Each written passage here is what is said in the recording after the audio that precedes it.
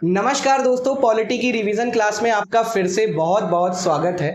पिछली क्लास में हम लोगों ने अध्यक्षीय और संसदीय शासन प्रणाली यानी कि प्रेसिडेंशियल और पार्लियामेंट्री सिस्टम को समझने का प्रयास किया था। और जिन लोगों ने उस क्लास को देखा है, मुझे लगता है कि उनको किसी भी प्रकार का कोई भी डाउट नहीं होगा। ठीक है, देखिए, आपको पॉलिटी को, इंडियन कॉन्स्टिट्यूशन को समझना पड़ेगा। पढ़ने और समझने दोनों में बहुत फर्क है। आप अगर इंडियन पॉलिटी को या इंडियन कॉन्स्टिट्यूशन को सही से समझते हैं तो पहली चीज तो एग्जाम में तो आपको बेनिफिट होता है। लगभग सभी एग्जाम्स में इंडियन कॉन्स्टिट्यूशन या इंडियन पॉलिटी के अच्छी खासी मात्रा में क्वेश्चन आते हैं, तो एक तो वहां पर आपका प्लस पॉइंट है। लेकिन अगर आप इंडियन पॉलिटी, इंडियन कॉन्स्टिट्यूशन को अच्छे से समझते हैं, आपके सारे कॉन्सेप्ट क्लियर रहते हैं, तो आपको वर्ल्ड पॉलिटिक्स को समझने में भी आपको काफी ज्यादा मदद मिलेगी।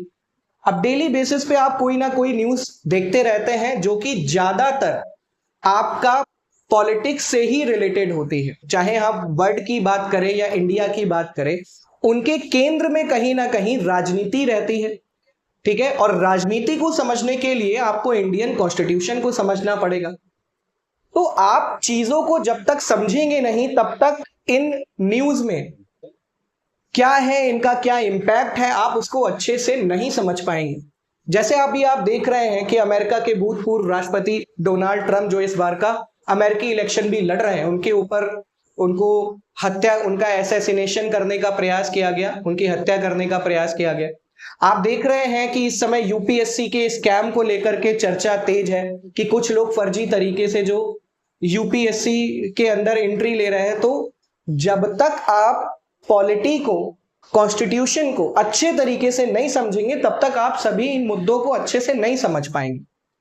इसके लिए आपको बेहतर तरीके से आपको पॉलिटी के कॉन्सेप्ट क्लियर होने चाहिए। ठीक है, अच्छा, मैं पीडीएफ के रूप में आपको पढ़ाता भी नहीं हूं। मैं चाहूं तो पीपीटी बना के लाऊं और पीपीटी से पढ़ा सकूं।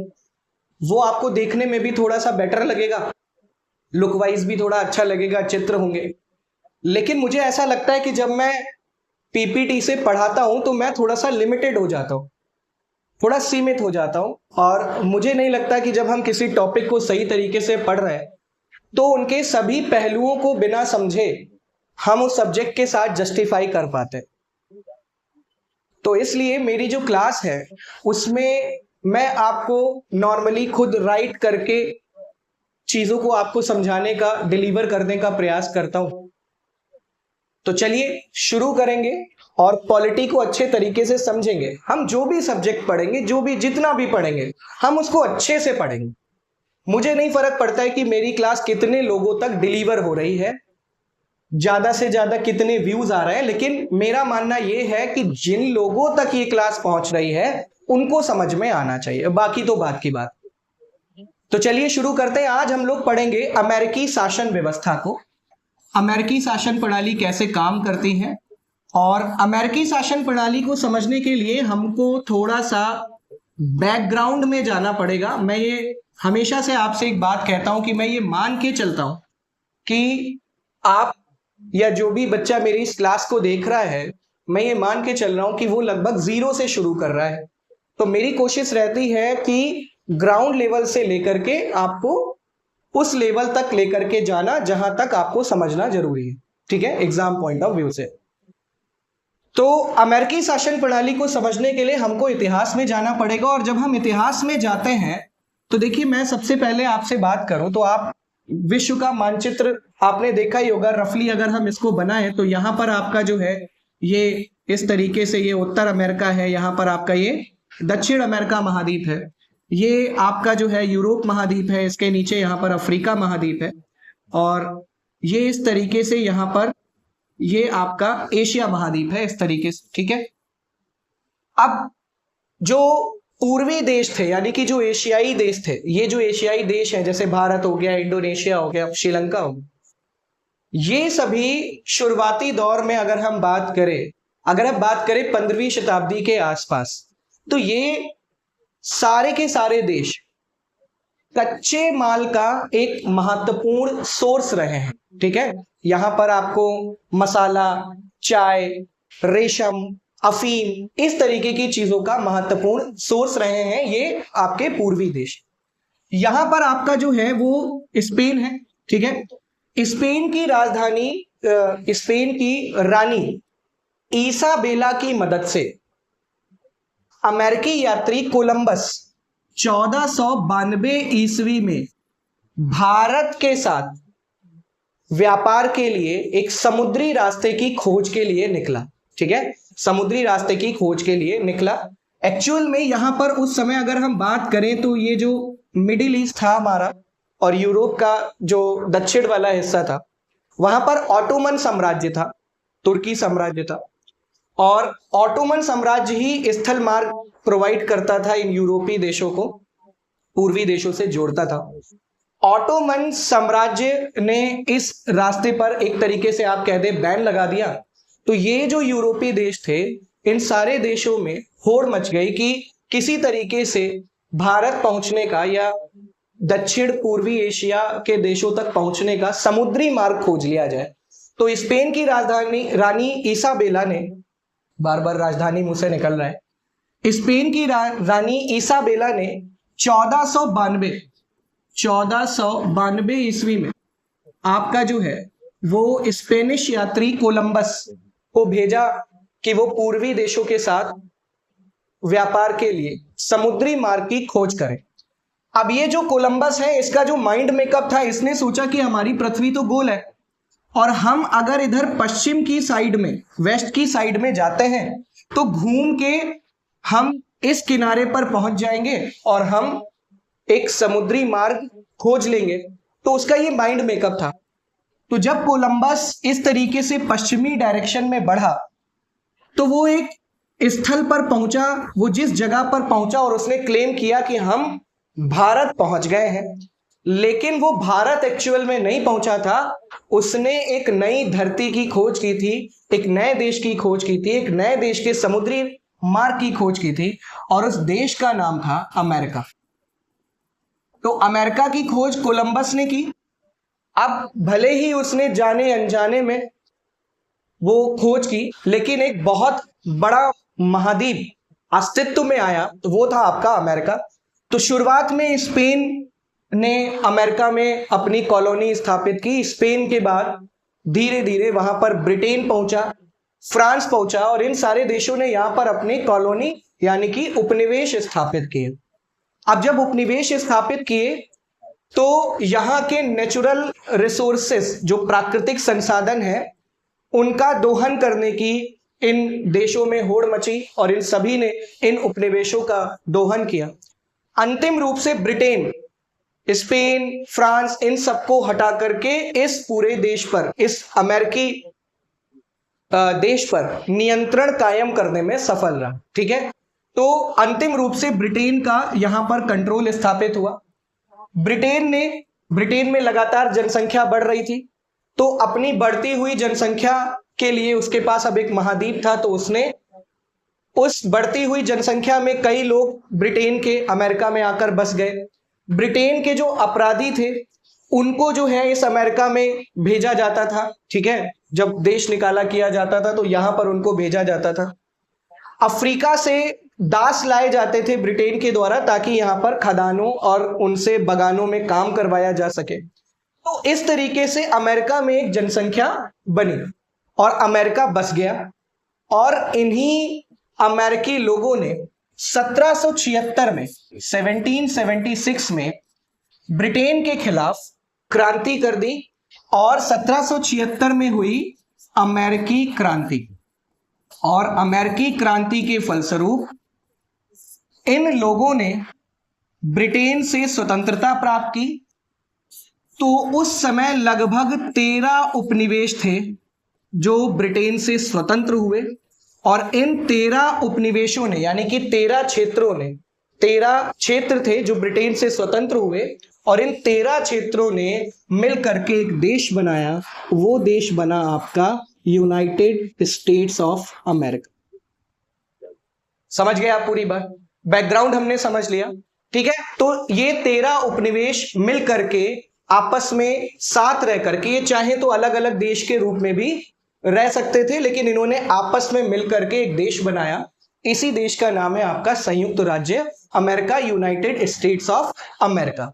तो बैकग्राउंड आपने समझ लिया। अब हम समझते हैं अमेरिका की शासन प्रणाली के बारे में। तो देखिए, अमेरिका में अगर हम शासन प्रणाली को डिवाइड करें, ठीक है, तो वहां पर केंद्र व राज्य के संबंधों के आधार पर, राज्य के संबंधों के आधार पर कौन सी शासन प्रणाली है, मैंने आपको बताया था कि जो जितने भी देश है उनकी शासन प्रणालियों को दो भागों में बांटा जाता है। अगर हमें किसी भी देश की शासन प्रणाली को समझना है तो हम उनको दो तरीके से समझते हैं। एक तो हम देखते हैं कि वहां पर केंद्र और अगर राज्य है तो उसके बीच, केंद्र सरकार और राज्यों के बीच संबंध कैसा है, और दूसरा हम ये देखते हैं कि वहां पर शासन चलाता कौन। ठीक है, तो केंद्र और राज्य संबंधों के आधार पर यहां पर कौन सी प्रणाली है अमेरिका में, संघात्मक शासन प्रणाली। ठीक है, मैंने पूरी क्लास आपकी संघात्मक शासन प्रणाली पर ली हुई है। मैंने आपको बताया है कि संघात्मक शासन प्रणाली क्या होती है।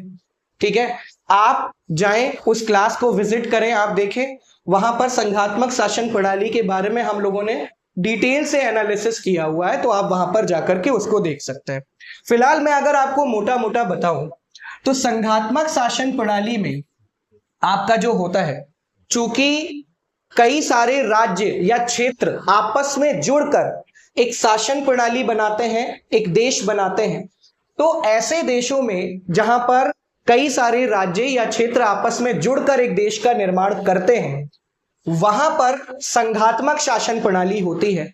अब चूंकि क्षेत्रों या राज्यों ने मिलकर के उस देश का निर्माण किया हुआ होता है, इसलिए राज्य वहां पर ज्यादा शक्तिशाली होते हैं, राज्यों के पास ज्यादा पावर्स होती है।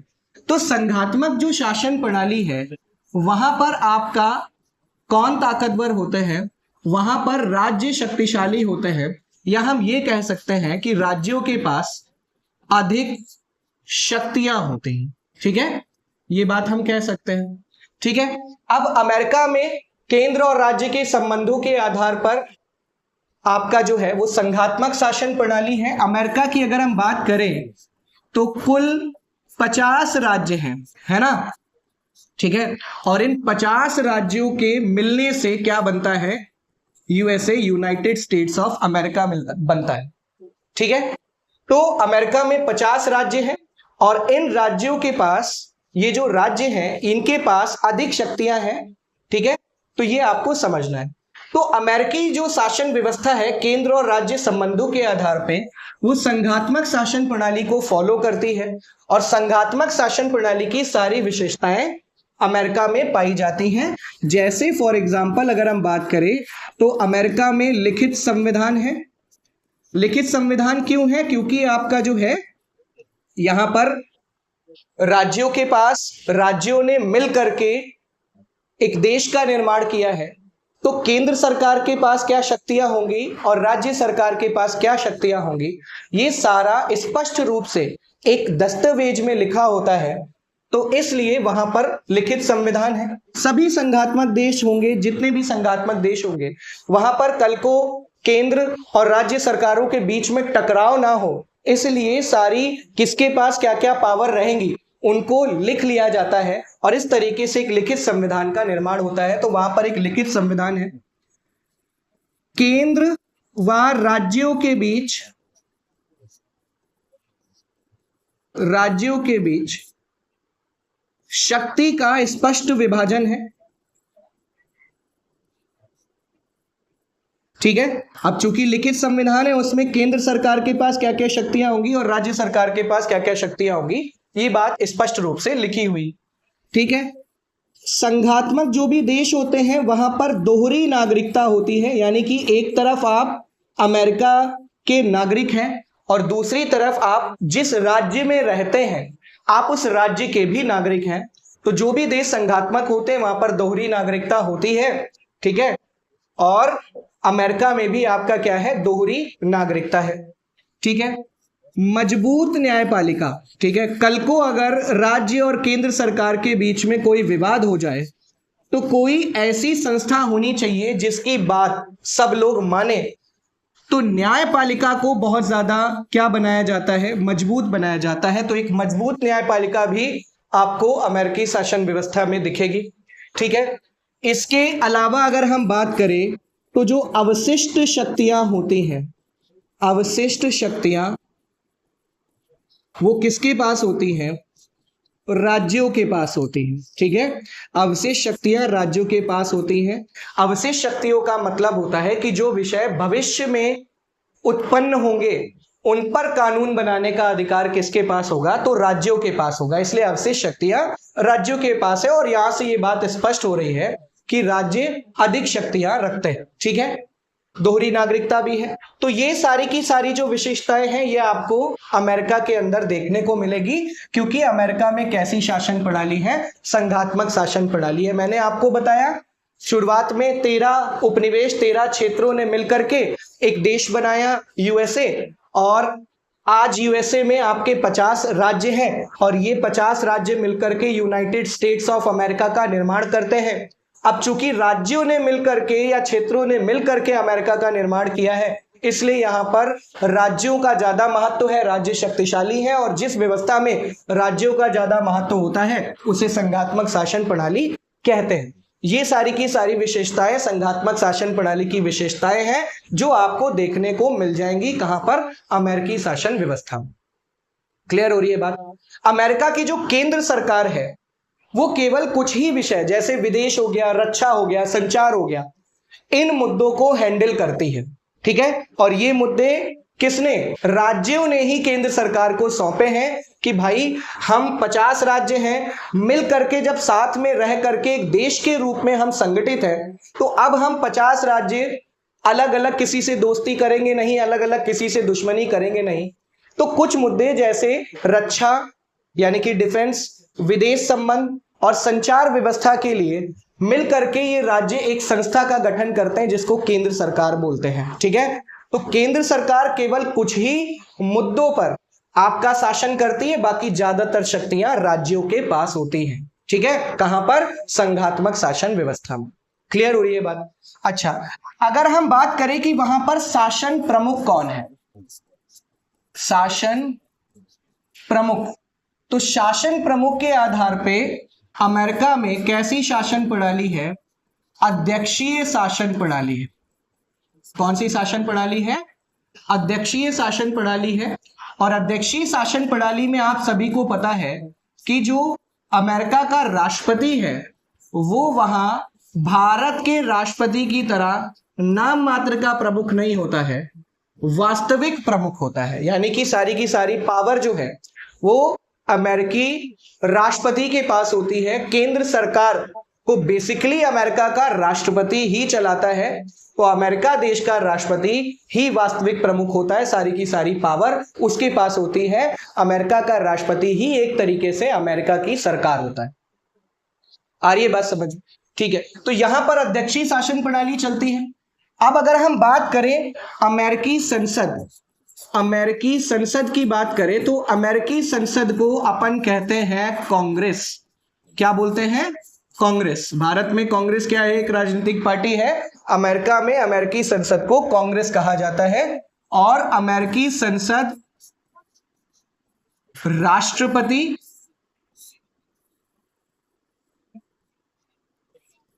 HR, जिसको हाउस ऑफ रिप्रेजेंटेटिव बोलते हैं, हाउस ऑफ रिप्रेजेंटेटिव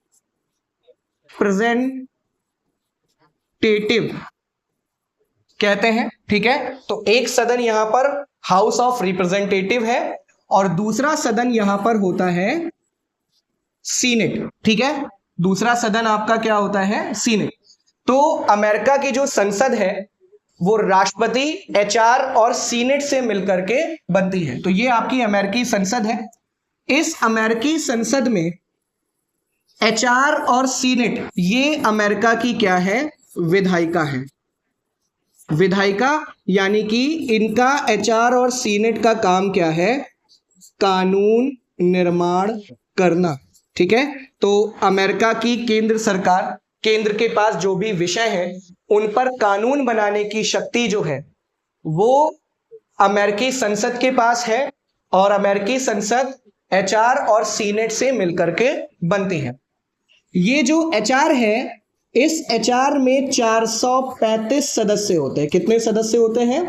435 सदस्य होते हैं।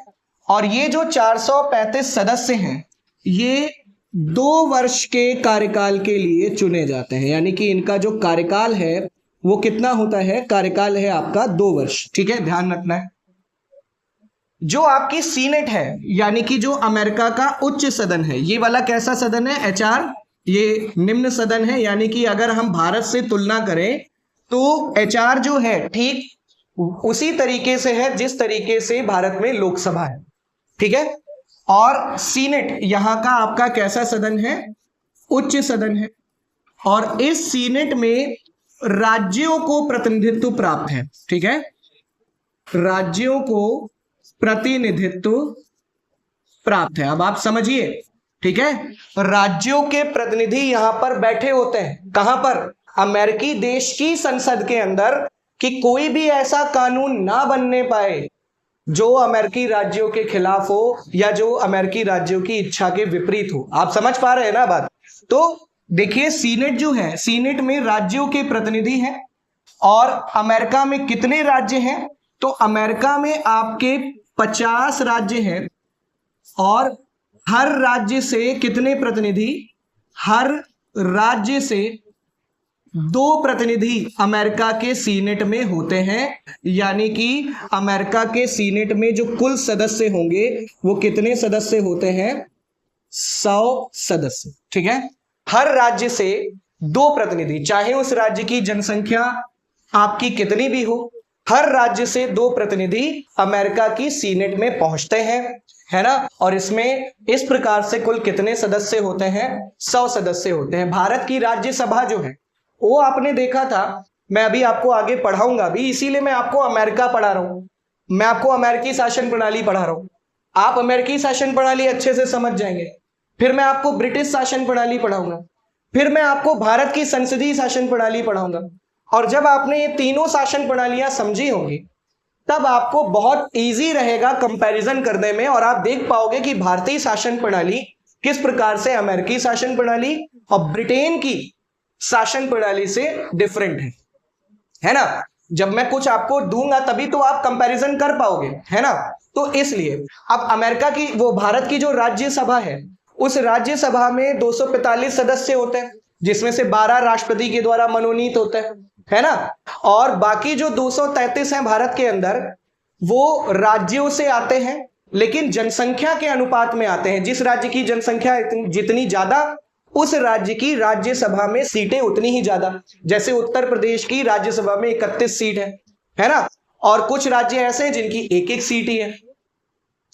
तो अमेरिका की जो सीनेट है भारत की राज्यसभा की तरह है, लेकिन यहां पर हर राज्य से 2 प्रतिनिधि पहुंचते हैं।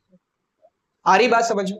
ठीक है, तो ये सीनेट और एचआर मिलकर अमेरिका की विधायिका का निर्माण करते हैं, और इन विधायिका का काम होता है कानून निर्माण करना। क्लियर हो रही है आपको बात? ठीक है। अच्छा, अमेरिका का जो राष्ट्रपति है ये अमेरिकी संसद का सदस्य होता है। ठीक है, ये अमेरिकी संसद राष्ट्रपति, एचआर और सीनेट से मिलकर के बनती है। ठीक है। अच्छा, अब अमेरिका के लिए कानून कौन बनाता है? एचआर और सीनेट। इतनी बात आप समझ गए। ठीक है, चलिए आगे बढ़ते हैं। अमेरिका की जो कार्यपालिका है ना, ये तो विधायिका हमने देखी, विधायिका में एचआर और सीनेट है, विधायिका का काम कानून बनाना है। अमेरिकी कार्यपालिका, अमेरिकी कार्यपालिका, देखिए कार्यपालिका क्या है? पॉलिटी की भाषा में कार्यपालिका का काम होता है, ठीक है। अगर हम कार्यपालिका को डिफाइन करें तो कार्यपालिका का काम क्या होता है? शासन करना। और इसीलिए आसान भाषा में कार्यपालिका को ही क्या कहा जाता है? सरकार कहा जाता है ना।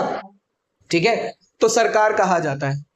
बात समझ में आ रही है? तो अमेरिकी कार्यपालिका को हम क्या बोलते हैं? मतलब अमेरिकी जो कार्यपालिका है, कार्यपालिका जो शब्द है, कार्यपालिका का मतलब होता है शासन चलाना, और शासन चलाने की जिम्मेदारी सरकार की है, तो बेसिकली कार्यपालिका ही सरकार है।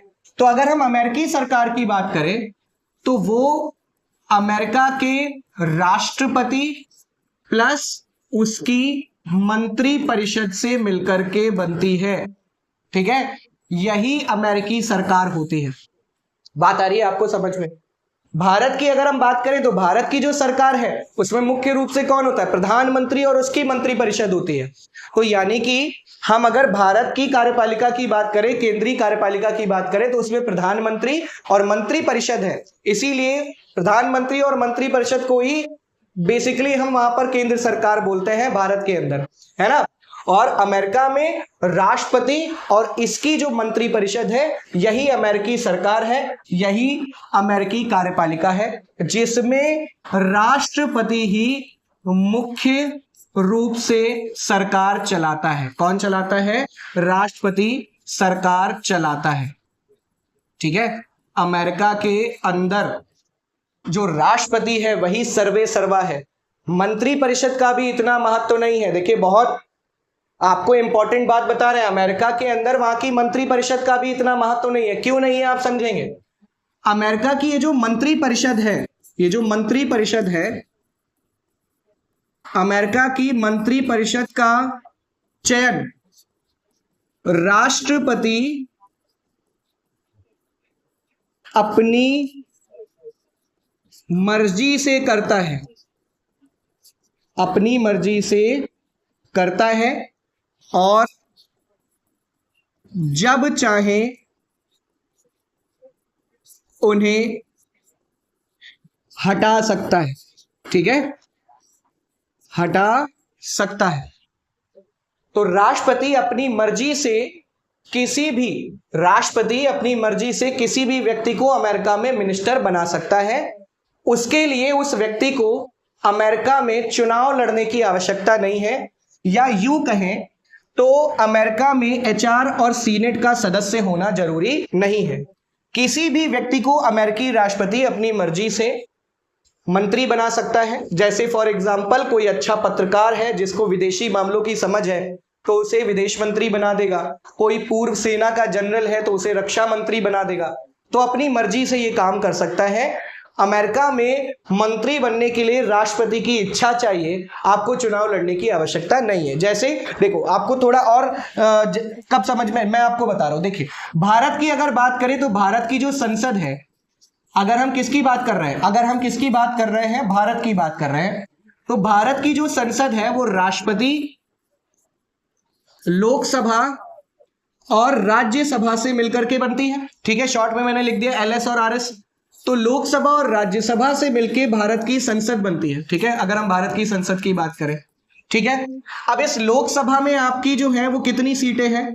तो 543 सीट है, और इस 543 सीट को लेकर के चुनाव होते हैं, है ना, चुनाव होते हैं। और ये चुनाव कैसे होते हैं? प्रत्यक्ष चुनाव होते हैं। प्रत्यक्ष चुनाव यानी कि जनता सीधे वोट डालती है ना।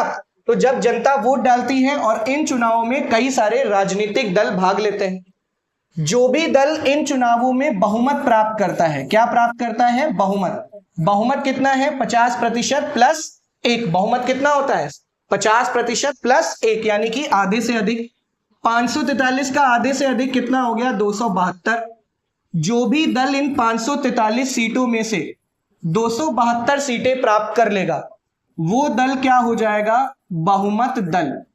और बहुमत दल जब बन जाएगा, यानी कि लोकसभा की 543 सीटों में से जिस दल ने 272 सीटें जीत ली हो वो बहुमत दल हो जाएगा। और ये बहुमत दल अपना एक क्या चुनता है? नेता चुनता है। और इसी नेता को भारत में जो राष्ट्रपति हैं वो प्रधानमंत्री नियुक्त करते हैं, पीएम नियुक्त करते हैं। तो पीएम, प्रधानमंत्री बेसिकली लोकसभा में बहुमत दल का नेता होता है भारत के अंदर, अगर हम बात कर रहे हैं।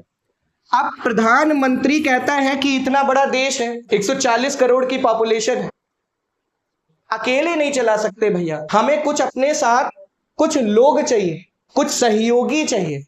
बात समझ में आ रही है? तो कुछ सहयोगी चाहिए। तो प्रधानमंत्री जिन नामों की सिफारिश करता है उन्हें राष्ट्रपति जो है वो क्या नियुक्त करता है?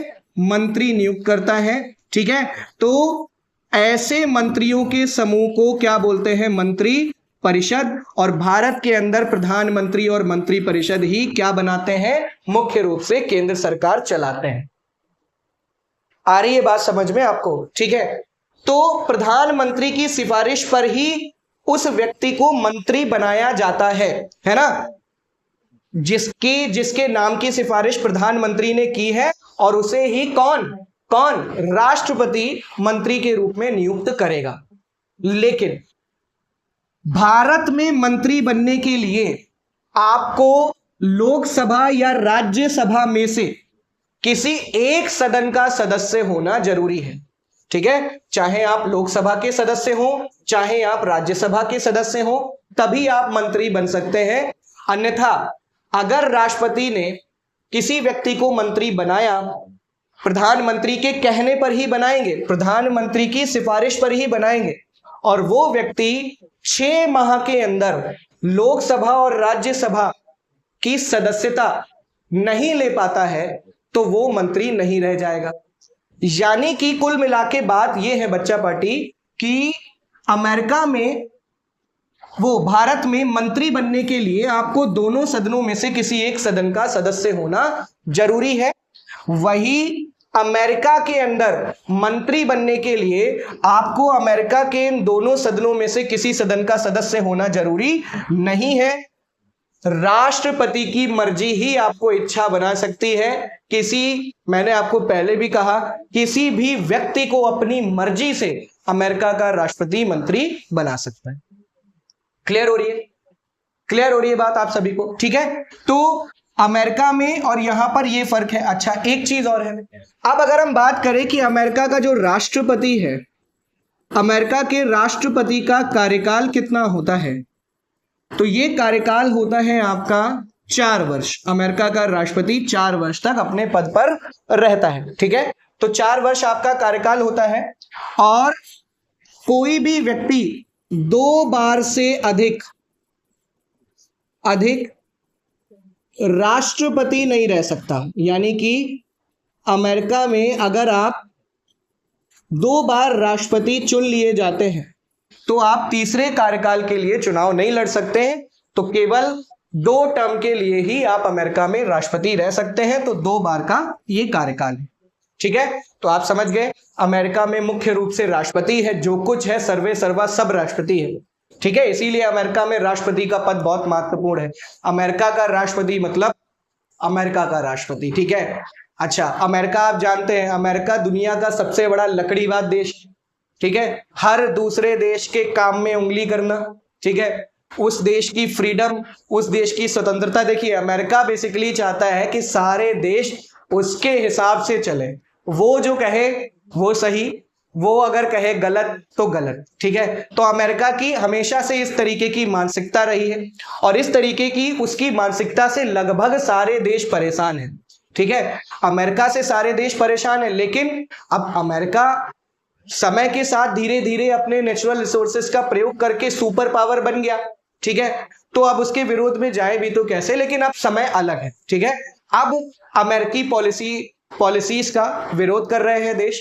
ठीक है, जिन लोगों को मतलब अमेरिका जो भी कंट्रोल बनाना चाहता है, अब उसका विरोध हो रहा है। तो बेसिकली अब अमेरिका, भारत, चीन, इस तरीके के जापान, जर्मनी जैसे देश अब एक उभरती हुई इकोनॉमी के रूप में निकल रहे हैं, है ना, जो अमेरिका की इस सुपर पावर वाली जो एक इमेज है उसको क्या कर रहा है, उसको चैलेंज कर रहे हैं, है ना।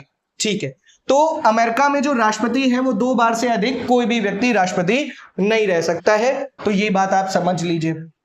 ठीक है, अमेरिका के राष्ट्रपति को हटाने के लिए, अगर इसके राष्ट्रपति को हटाने की बात होगी, तो अमेरिका का जो राष्ट्रपति है उसे महाअभियोग के माध्यम से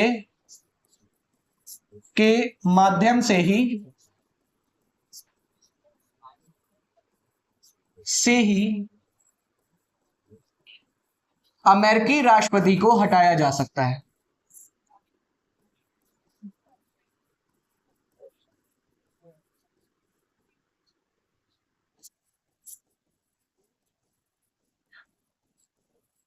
हटाया जा सकता है।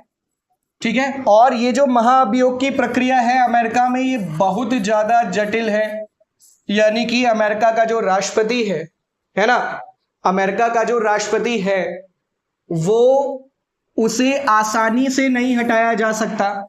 इसलिए अमेरिका का राष्ट्रपति निसंकोच होके, बिना किसी डर के आपका स्वतंत्र रूप से काम करता है। इसलिए अमेरिका की जो पॉलिसीज होती हैं, है ना, वो कंटिन्यू पॉलिसीज होती हैं। निश्चिंत तरीके से वहां पर अमेरिकी राष्ट्रपति काम कर सकता है, पॉलिसीज बना सकता है। ठीक है। अच्छा, भारत की बात करें, देखिए समस्या समझिए क्या है। अमेरिका में अमेरिका के राष्ट्रपति को आसानी से नहीं हटाया जा सकता। उसे हटाने के लिए महाअभियोग की प्रक्रिया है। अगर अमेरिकी राष्ट्रपति ने भ्रष्टाचार किया है, अमेरिकी राष्ट्रपति ने किसी भी मतलब कोई मामला है, कोई भी भ्रष्टाचार, करप्शन, रेप, ऐसा कुछ आपका मामला है, तो उस पर महाअभियोग लगाया जा सकता है। लेकिन वो पारित होने की प्रक्रिया बहुत ज्यादा क्या है, जटिल है। आप देखेंगे कि आज तक एक भी अमेरिकी राष्ट्रपति के खिलाफ महाअभियोग पारित नहीं हो पाया। बात समझ में आ रही है आपकी? अच्छा, अगर वही हम भारत की बात करें तो देखिए भारत में क्या है, भारत में ये जो प्रधानमंत्री हैं,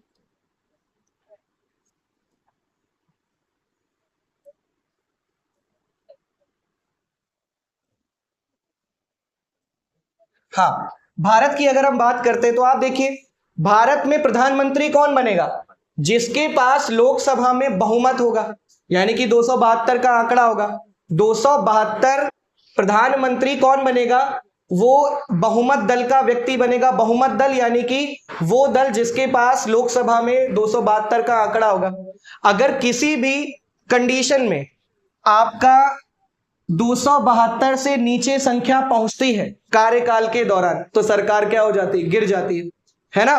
तो भारत के अंदर जो प्रधानमंत्री है, अगर कोई भी प्रधानमंत्री है, मान लीजिए कोई भी पार्टी है, अब वो पार्टी 272-75 सदस्यों के साथ बहुमत दल बनकर के सरकार बनाती है, तो हमेशा डर में रहती है कि कहीं उसके 4-5 सांसद भाग ना जाए, और 4-5 सांसद भाग गए तो आंकड़ा 272 से कम हो जाएगा और सरकार क्या हो जाएगी, गिर जाएगी।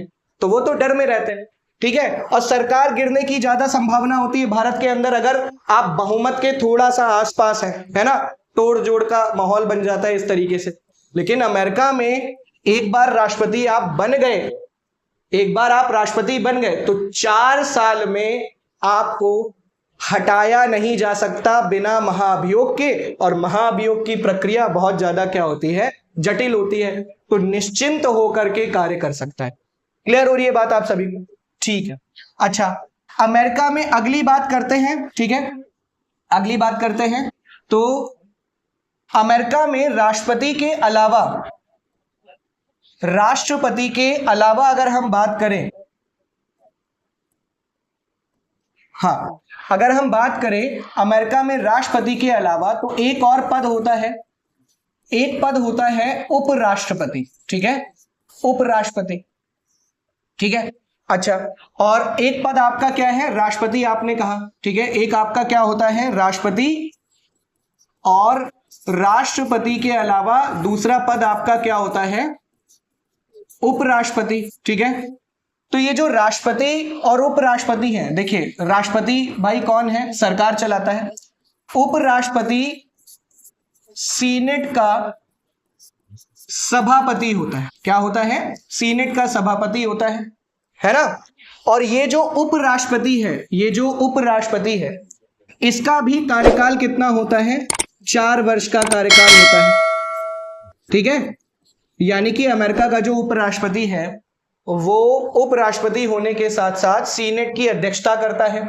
4 वर्ष का इसका भी कार्यकाल है। अगर किसी भी तरीके से अमेरिकी राष्ट्रपति की मृत्यु हो जाती है या कार्य करने में अमेरिकी राष्ट्रपति क्या है, असमर्थ है ना, तो उपराष्ट्रपति शेष कार्यकाल के लिए क्या बन जाता है, राष्ट्रपति बन जाता है। ठीक है, बन जाता है। तो अमेरिका में जो उपराष्ट्रपति का पद है वो भी बहुत ज्यादा पावरफुल है भैया। भारत के जो उपराष्ट्रपति हैं, अगर राष्ट्रपति कार्य करने की स्थिति में नहीं है, मृत्यु हो जाती है, कार्य करने में असमर्थ है, तो भारत का उपराष्ट्रपति भी राष्ट्रपति बन जाता है, लेकिन केवल 6 माह के लिए राष्ट्रपति रह सकता है वो, तब तक नए राष्ट्रपति का चुनाव करा लिया जाएगा। लेकिन अमेरिका का जो उपराष्ट्रपति है भैया, वो अमेरिकी राष्ट्रपति के कार्य ना कर पाने की स्थिति में या मृत्यु हो जाने की स्थिति में शेष कार्यकाल तक राष्ट्रपति रह सकता है, इसलिए भैया पावरफुल पद है। ठीक है। अच्छा, अब अमेरिका की अगर हम बात करें, ये जो राष्ट्रपति है उपराष्ट्रपति, अमेरिका के राष्ट्रपति का कार्यकाल भी कितना है? कार्यकाल 4 वर्ष का कार्यकाल है। ठीक है।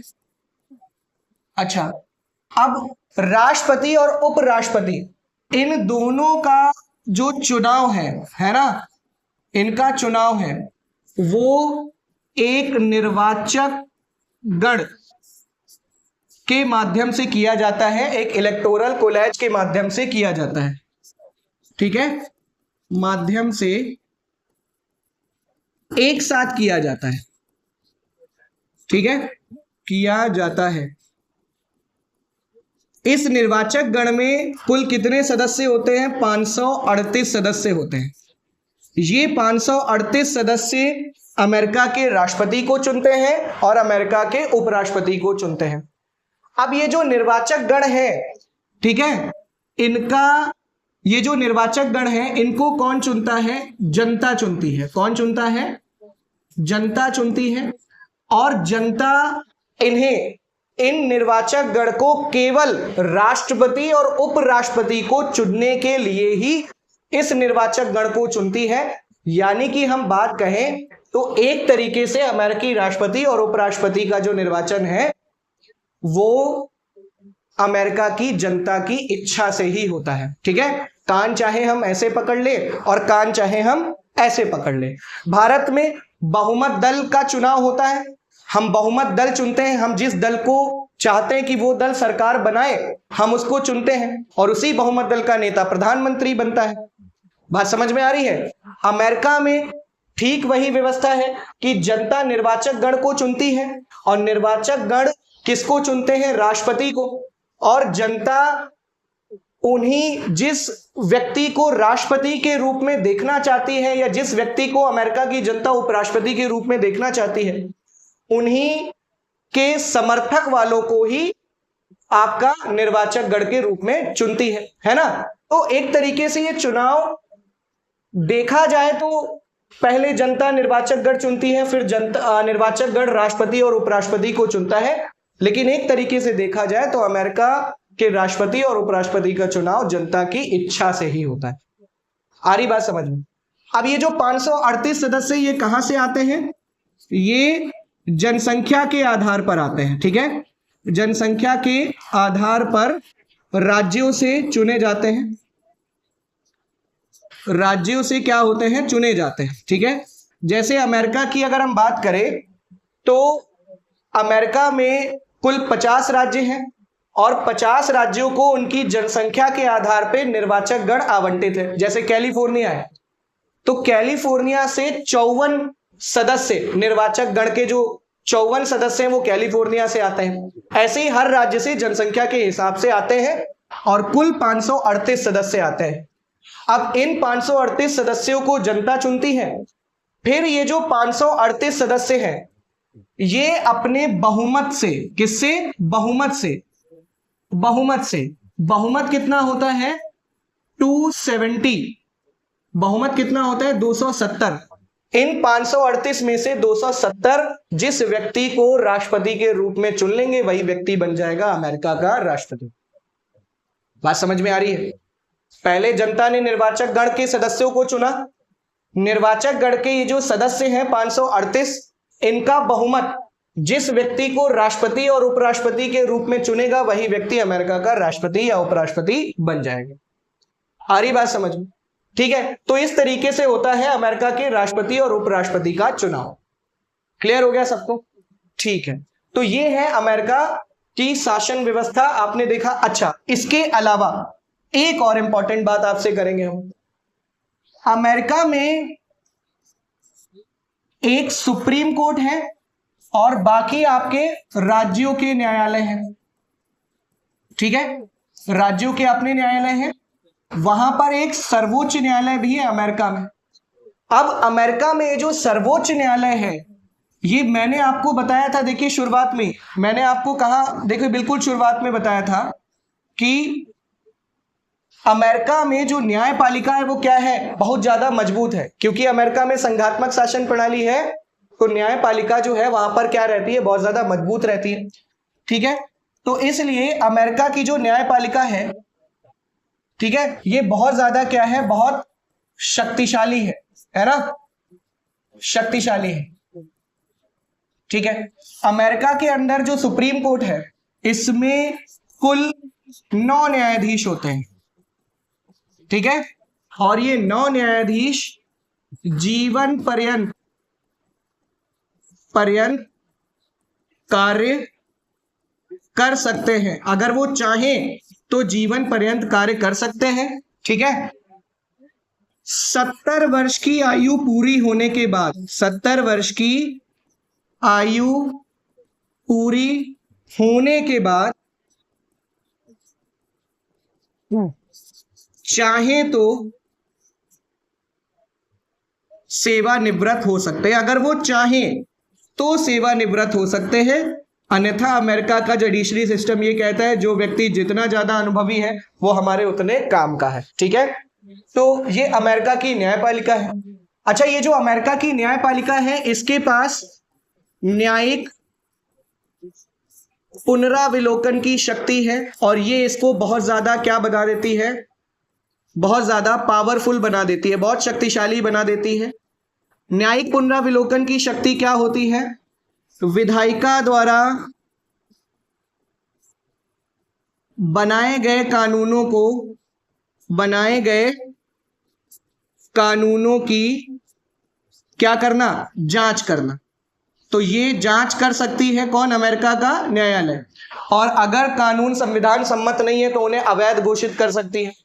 तो न्यायिक पुनराविलोकन की शक्ति के माध्यम से अमेरिका का सुप्रीम कोर्ट अमेरिका की संसद से, अमेरिका की विधायिका से ज्यादा ताकतवर है। ऐसा कोई भी कानून जो अमेरिका की विधायिका ने बनाया, अगर वो कानून सम्मत नहीं है तो भैया वो क्या कर सकती है, उसको अवैध घोषित कर सकती है।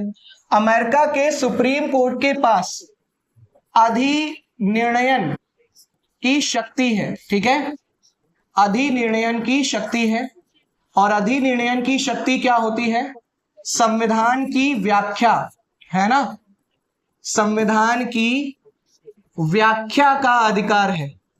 तो अमेरिका के सुप्रीम कोर्ट ने अगर संविधान के किसी भी शब्द की व्याख्या वो अपने हिसाब से करेगा, और जो वो व्याख्या करेगा वही व्याख्या ही अंतिम मानी जाएगी।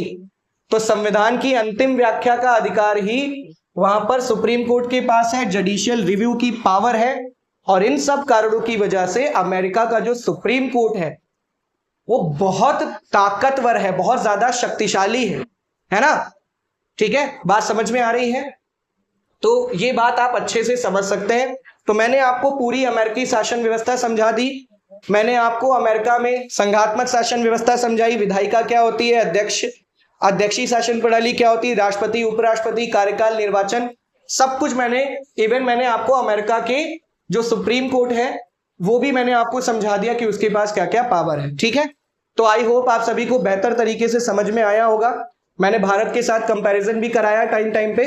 ठीक है, आप इस क्लास को अच्छे से देखिएगा, अगर आपको पसंद आए तो प्लीज प्लीज प्लीज इसको लाइक करिएगा, शेयर करिएगा, सब्सक्राइब करिएगा। ठीक है, सब्सक्राइब तो भाई जरूरी है, और शेयर कीजिएगा। आपके जो जानने वाले हैं, आपके जो मित्र हैं जो तैयारी कर रहे हैं, उनको भी थोड़ा सा फायदा हो जाए, तो आप इसको शेयर कीजिएगा। और इस क्लास का फीडबैक भी मुझको दीजिएगा, अगर आपको कोई भी बात नहीं समझ में आती है, या आपको मेरी क्लास में कोई भी कमी लगती है, मैं स्लो पढ़ा रहा हूं या फास्ट पढ़ा रहा हूं, या मेरा पढ़ाने का तरीका अगर आपको नहीं समझ में आता है, किसी भी प्रकार का फीडबैक आप प्लीज मुझको दें, ताकि मैं इंप्रूव कर सकूं चीजों। ठीक है, तो चलिए आप सभी से मिलते हैं अगली क्लास में। आप सभी का बहुत बहुत धन्यवाद।